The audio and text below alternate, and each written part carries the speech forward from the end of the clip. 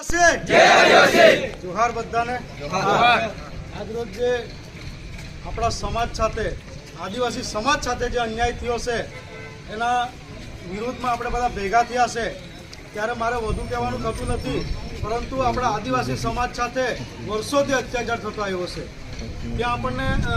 अनेक आपणा योद्धाओ आपणने सहकार आप्यो छे अने लड़ाई लड़ता लड़ता प्राणोनी आहुति पण आपी दीधी छे एमाने ज आपणा क्रांतिवीर बिरसा मुंडा અને આપણા આદિવાસી સમાજને જ્યારે પણ અન્યાય થાય ત્યારે હર હંમેશ કોઈપણ જગ્યાએ ફક્ત એટલો ખબર પડે કે આદિવાસી સમાજ સાથે અન્યાય થયો છે એવા અમારા માર્ગદર્શક અને વાંસદા ચીખલીના ધારાસભ્ય આનંદભાઈ પટેલ સાહેબ તમામ મંચસ્થ મહાનુભાવો જે આપણને સહકાર આપવા આવ્યા છે મારે તો એટલું જ કહેવાનું કે યુવાનોએ તૈયાર થવું પડશે હવે કેટલાક આવા નફટ નાલાયક લોકો ફાટી નીકળે છે આપણા આદિવાસી સમાજને મારવા માટે એવાને હવે આદિવાસી સમાજે ઈટનો જવાબ પથ્થરથી આપતા શીખવું પડશે।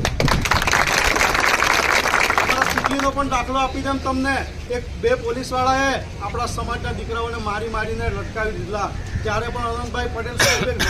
5 થી 7 વાર પોલીસ સ્ટેશન ગયું અને તે બંનેને સજા અપાવી એ તાકાત આપણા આદિવાસી સમાજની છે એ તાકાત અહીંયા વિશુભ ગામે તો ઊભી કરી છે આપણે બધાએ સહકાર આપવાનો છે। વિશુભભાઈનો ફોન આવ્યો તે દિવસે કે આપણા દીકરાને આ રીતના મારવામાં આવ્યો છે ત્યારે અમે એક જ લીટીમાં કહી દીધું આનંદભાઈ દિલ્હી છે આવે એટલે પ્રોગ્રામ ગોઠવો જો એ લોકો એફઆરઆઈ નહીં દાખલ કરે ને તો આ પોલીસ સ્ટેશન ઘેરવાની તાકાત બી આદિવાસી સમાજ રાખે।